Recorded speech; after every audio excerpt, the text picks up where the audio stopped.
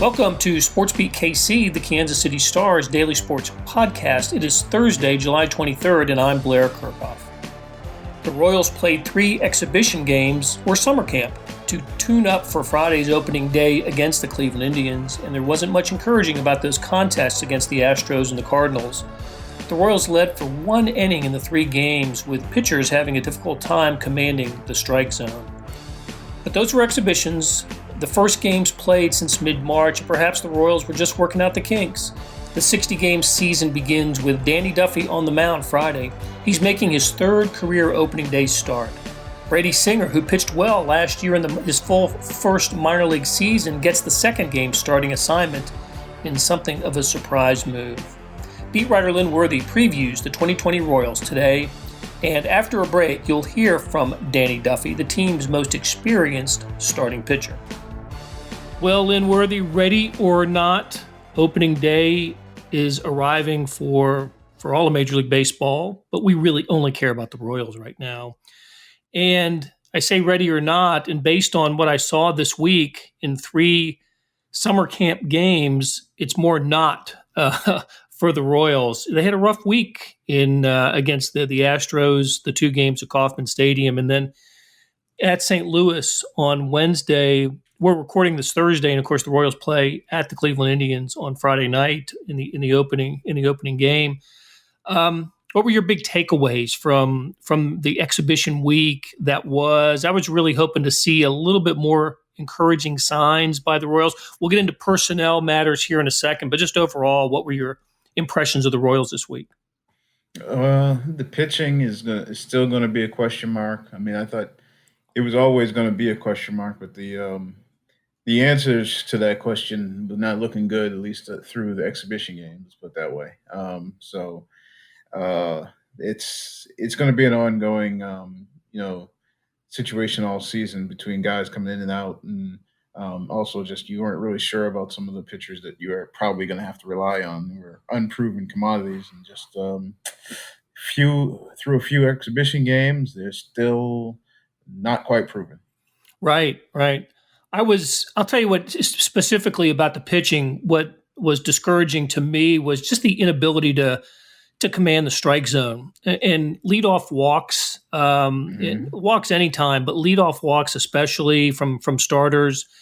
And that's why the Royals played three games this week, and they led for a grand total of 1 inning in the 3 games. So they fell behind early. They stayed behind. I thought the 2nd game against Houston was absolutely atrocious, the one that they lost 15-6. And I got to imagine Mike Matheny was pretty unhappy with the way his pitchers performed this week. So what did he have to say about it, and what's the solution for the Royals here? Well, I know from his standpoint, he just can't stand the walks. The free, as he calls them, the free bases, and he includes, giving up, stolen bases or wild pitches and all that. Anything where you're giving up a base, even from the walk to just once they get on base, giving them advancing bases. But so he includes all that when he says free bases. But the walks, I know he just couldn't stand. To me, the ones that stood out, or at least I guess maybe stood out as more frustrating, were Jorge Lopez gets out there against the Astros, and he came in after Sparkman, and he hit 2 batters when he had 2 strike counts, which is, again, free bases, but they weren't even walks. It was you got to 2 strikes on guys and then hit them with inside pitches.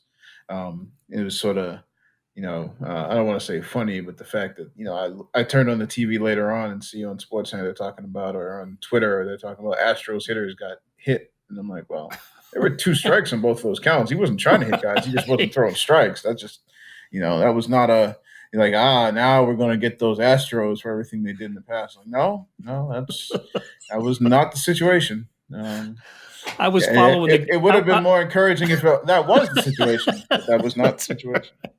I was following the game and I was watching the game and had Twitter called up and all the anti-Astros, and there are many of them out there because of, as you said, the sign stealing scandal that that they're embroiled in. When it was Altuve and Springer, and I forgot who the third Astro that got hit that day, but Twitter was going nuts because they thought this was okay. The retaliation begins.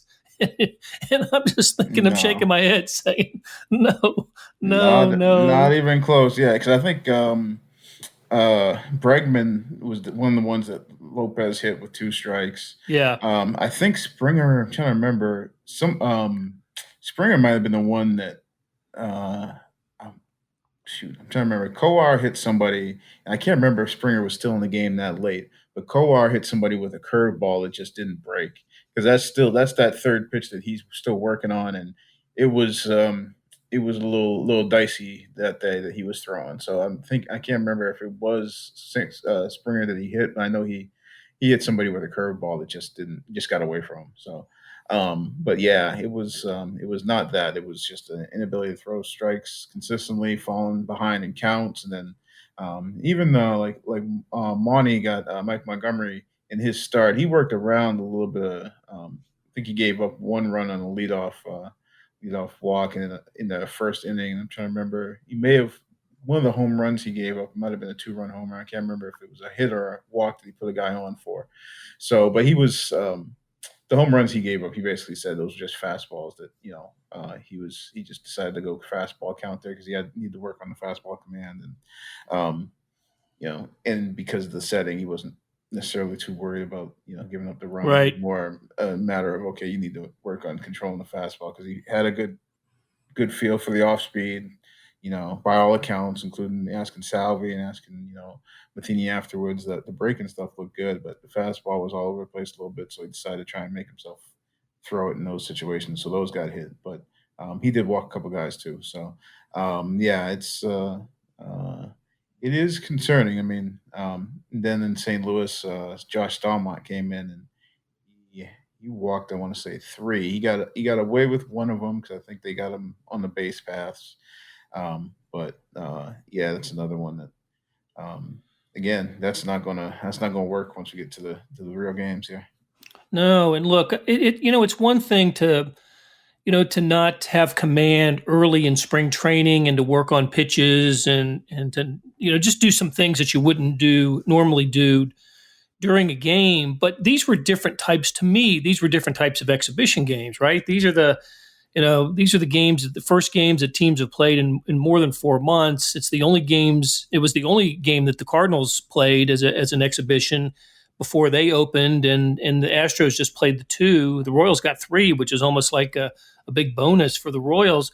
I just thought they, at this point in the exhibition, in the preseason, summer camp, whatever you want to call it, you need to be a little bit more locked in and zoned in, and starters were going to play a little bit longer just to get a better simulation of what you're going to see when the season starts, and the Royals just look outmanned in the three games, and that's I don't know.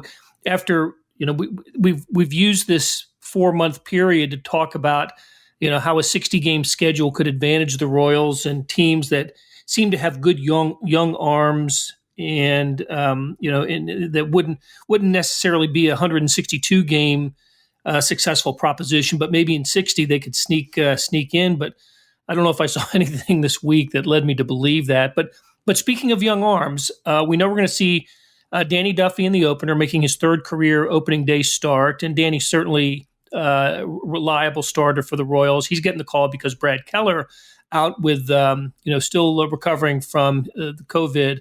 But the game two starter, bit of a surprise. Tell us about who's starting on Saturday in Cleveland. Yeah, well, their former first round pick from 2018, their Double A pitcher of the year last year, Mr. Brady Singer, will start the second game of the season in Cleveland. His major league debut. He still hasn't pitched above Double A, but he's by MLB Pipeline, he's their top pitching prospect. I think Baseball America has a different ranking there, but MLB Pipeline has him as their top pitching prospect, and he gets the ball on Saturday, the second game of the season in Cleveland against a lineup that's been pretty productive too. I mean, I was somewhat wondering whether if he got the call if they would maybe try and wait and let him throw against Detroit, which would probably be a much kinder Yeah. matchup. But I think with the immediacy of the needs they've got in the rotation, I don't know if you were really trying to line anything up. I think you needed somebody who can give you some. And they had the confidence in him. So yeah, we're going to see Brady Singer second game out of the gate. That'll be fascinating to see. That is so rare to see. The idea, of course, for Brady was to probably get a full, not a full season of minor league, but a little higher. He pitched at Wilmington and Northwest Arkansas last year. Good numbers in his first full minor league season. I think the Royals were, there was talk about him being the fifth starter. So I guess this isn't totally out of the realm. But for him to go up to number two, well, that's that is accelerating the path for Brady Singer. And of course, it's been it's a circumstantial thing for the Royals as well. It's not just that Brady Singer is a top prospect that they believe has great upside, but the Royals find themselves in need of healthy arms and healthy bodies right now, don't they?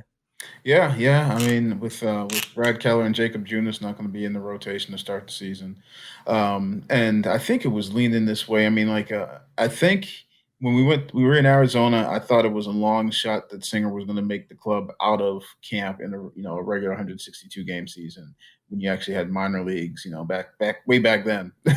Yeah, yeah. but I thought it was a long shot then. But the fact that he was still in the rotation or still in big league camp, I should say when we left Arizona. The fact that he was still pitching well since they've come back to Kansas City. The fact that it seemed like it was moving closer and closer. I mean, to him getting on that big league roster. I mean, 3.5 months passed. He had the time to work on things. It sounded like he made some strides. And then the thing that really made me think that he was going to be on this roster was probably last week. I think if I remember correctly, it was Friday night inter squad that he pitched and pitched pretty well. I remember talking to Matheny on Saturday, and I actually asked Matheny about the changeup because that was the big thing that we've heard a lot about. Is the changeup's going to be an important thing for him to be able to pitch, consistently at the big league level. And Matheny sort of pushed back on that and said, well, hey, that he thinks that he didn't get enough credit with that slider and he uses it different ways and that should count for more than just one pitch for people to say that he only got two pitches. And it wasn't a forceful pushback, but it was enough of a pushback that I'm like, he's talking about this guy like they think that he's ready. And that's when I started thinking, okay, and this is before we knew for sure that Keller and Junis weren't going to be in the rotation. So that's when I started thinking, yeah, I think the 3+ months and just the way they were talking about him made me say, all right, I think this guy is definitely a candidate here. And then Singer definitely, we talked to Singer, as I remember the timeline Friday he pitched. I remember the Ask Him Matheny Saturday. We talked to Singer on Sunday, and he felt like he was ready. Like he wasn't gonna Bigfoot the organization in any way and say that he should be, but I think he gave the PC answer, the one you're supposed to give when somebody asked him about making the roster, that it wasn't his decision. So, Right. so I decided to come at it a different way and ask. I said, well, asked him how prepared he thought he was to compete at that level, and there was no doubt.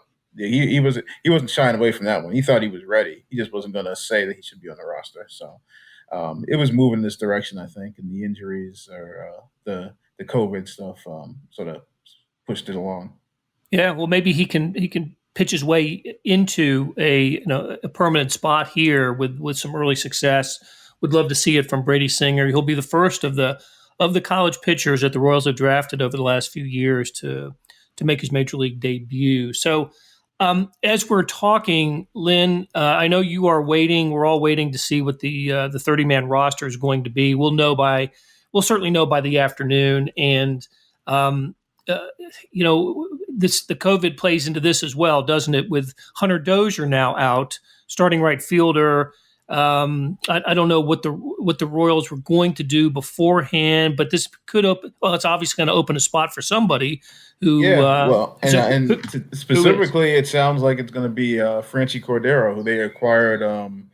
I think it was July 16th or so. We're talking about a week ago, a little over a week From ago the Padres, from the right? Padres. Yeah, it sounds like he at least all indication is he'll be on the opening day roster, most likely filling the spot that opened up with Dozier on the IL. Because the indication we got when they made the deal was that he would probably be sent to the alternate training site and be working out there. That he wasn't looking like he was going to be a candidate for the 30-man roster, but with Dozier out, looks like he'll probably get that spot on the roster. I don't know that he will be the guy that you'll see in right field. I mean, I think they've got a few options because I assume that Bubba Starling will be on the team, so you could put him in either center or right, and Whit Merrifield to play center or right. And if Brett Phillips makes it, which I believe he will, he and Bubba are both out of options, and I think they're going to try and hold on to both of them at least to start the year. So that's another guy who could play in the outfield there. And Soler, if they wanted to, I think they probably want to keep him at DH, but another guy. So Cordero will probably be on the roster, but I don't know for sure that means he's going to be getting a lot of time in right field, at least to start off. Gotcha. Okay, the other guy in that trade that the Royals acquired was Ronald Bolaños, I think is how we pronounce it, left-handed or right-handed pitcher, and of course the Royals gave up Tim Hill. So, all right, let's. It wasn't all disaster last week; it was mostly disaster. But the Royals got a couple of home runs from Salvador Perez, which was neat to see. His timing is back after missing all of last year. And you mentioned Bubba Starling, a home run at Kauffman in the first game, and then a home run at in St. Louis in game number 3. Good to see Bubba showing some power, and those are encouraging notes. Yeah, and those weren't. I mean, and for speaking about Bubba's home runs, they weren't no cheapies either. He was Right. he got a hold of a couple of them there. And that's been something that he worked on the offseason. We saw him in spring training in Arizona showing some pop. It was something that he worked on with hitting coach Terry Bradshaw, with John Mabry, who's on the major league staff, but also he did a lot of work in the offseason with Jeremy Jones over at Building Champions, and they had some of the it's called blast motion stuff, and he was doing stuff with the computers and getting really into the analytics of the swing and everything with the in coordination with the Royals behavioral science department. So he's been putting in the work. He feels like he's starting to come to grips with or to find the niche offensively that he needs to be in to be contributing at the major league level, and being able to hold the ball and do some damage is something he's really been focused on. And obviously, we know defensively, he's been up to snuff defensively for a while here. It's the offense that's been inconsistent. So that was definitely an encouraging sign. And the fact that Salvi, Tommy John, and then you get the 3.5 months of just training in isolation, and then you get he gets a late start to the spring training 2.0 with COVID, and he comes out in the first at bat back in the intra squad. He gets a hit. His first exhibition game, he hits a homer. He hits another one in St. Louis. So he's not your regular dude, and No, he's right. back. Yeah, fingers crossed that continues for Salvador Perez. What a big boost that would be for the Royals lineup. Which, look, we talked about the pitching, and that is a concern, both the rotation and the bullpen. But that lineup looks a lot better right now than it did last year with the return of Salvador Perez and Alberto Mondesi. And it's tough to lose Hunter Dozier, of course, but it's a little bit deeper lineup for the Royals. And all right, Lynn, I know you've got to run. You're scrambling to catch a flight to go to Cleveland, and we wish you safe travels. We're going to take a break, and when we return, you're going to hear from Danny Duffy, the opening day starter on Friday. All right, Lynn, take care. Thanks. Hey, it's Blair. We have a special subscription offer for SportsBeat KC listeners, unlimited digital access to the Kansas City Star's award-winning sports coverage. Sign up now for 1 year of Sports Pass for access to all the sports news, features, and columns presented on the kansascity.com site, and it's only $30. That's a 40% savings off our regular rate. Your subscription will automatically renew after the initial term at $50 unless you tell us to cancel. Your subscription helps support the sports coverage of kansascity.com and the Kansas City Star, and that support has never been more important. Please visit kansascity.com/SportsBeatKC offer to get this special offer And as always, thanks for listening.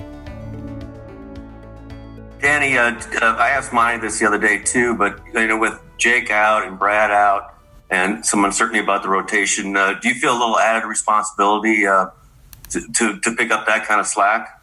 No, not in this day and age. We got some dudes. We got some young dudes. They're going to be fine. They're going to be great. I don't know what our rotation is going to be made of, but we got some dudes that could fill spots and do their thing, and they're very talented. I know we're going to miss Brad. We're going to miss Jake. We're going to miss all those guys who are, building back up or, sick. And we'll obviously miss them. But I don't feel any more responsibility than I did before. I know what I got to do. I know what my job is. Did you have a bullpen a couple of days ago, or where are you right now? Yeah, I had a bullpen yesterday. Yeah, yesterday. So. 2 days ago. It's 30 pitches. Felt good. It's final kind of tune-up, and I'll be ready. How much do you think you'll be able to extend on Friday? In terms of pitch count? Yeah. I'm going to probably just, leave that up to our skipper.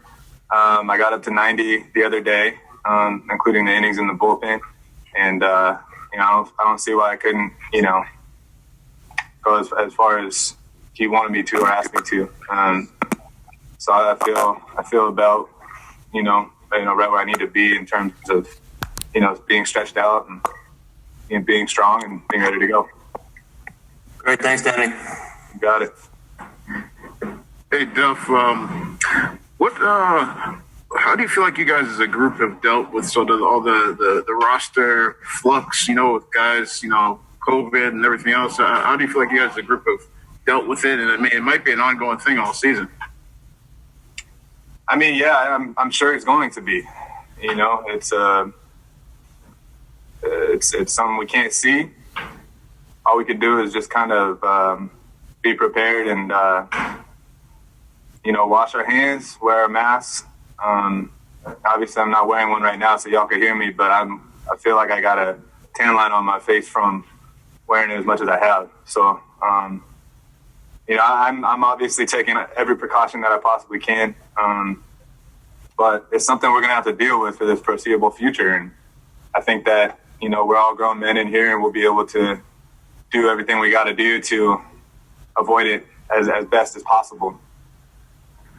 What, obviously Skip announced earlier that, Singer's going to get game 2. I wondered what had been sort of your observations of him, and if you had any advice for him. It's going to be his first time out there in the bigs.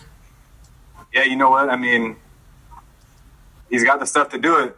I've always said that about anybody who comes up to the big leagues. You belong here. And Brady's been super impressive, man, and I'm pumped for him. I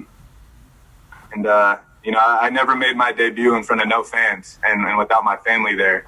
So I feel for him there. I can't give him advice of how to make your debut in the middle of a pandemic, but I think in terms of when the ball drops and the game gets going, it's going to be second nature for him. I got full confidence in that guy. Danny, how would you sum up the travel experience going from Kansas City to St. Louis, and how much does that acclimate to what you're going to be in store for Cleveland? Yeah, on the plane, it was I think it's a little bit different for everybody. We all have the same guidelines that we agreed to. I think some people are a little different than others, but we're all following the protocols. I'm someone who's maybe a little more worried than most in terms of getting it and not being able to play. I'm not worried if, God forbid that happens. I've done everything I can to not get it, but I don't want to get anybody else and sick. And, but we can't let these protocols suffocate us either, right? Like, we got to have, our minds be free to some extent and still be who we are and still, at least have some downtime and not have to think about, what's going on. So we did a good job of maintaining, protocols and doing what we had to do to abide. How was the plane ride different than any other one, though? I mean, what would you guys normally do? Play cards and stuff? Is that kind of off on the charters? Yeah, we didn't do anything, man. I mean, we pretty much just stayed in our seat, bro. So you got some short flights though during all this, right? At least you we had to go all the way to Seattle. We had to go around the storm. It was a little bit more extended than most St. Louis flights, but we stayed in our seats, man. We stayed in our seats. That was it. It's weird. There's no TVs. There's no, there's no cards. There's no, dudes kind of, playing games and playing cards and really talking to each other a whole lot.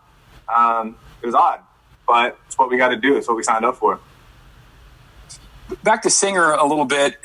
Take me back to your debut. You were just 22 years old. He's a little bit older than that. We haven't been around him a ton. He seems super confident about that he belongs in the major leagues. Does he seem maybe a little beyond his years as far as that confidence level from all the guys you've seen and taking yourself back to yourself when you made your debut? I could see that. I've been a fan of the guy since he was at Florida, even before we drafted him, And when we drafted him, I was really excited for that and then being able to possibly play with him. He's got a lot of competitiveness. He's got the heart of a lion when he takes the ball and goes out to the mound. I'm excited for you guys to see that. I've been seeing it, like I said. I watched him at Florida, and I loved what his character and what he had in his heart when he was competing. It's really fun to watch. Danny, have you guys talked a lot, or maybe more than normal, about the importance of having a very fast and good start?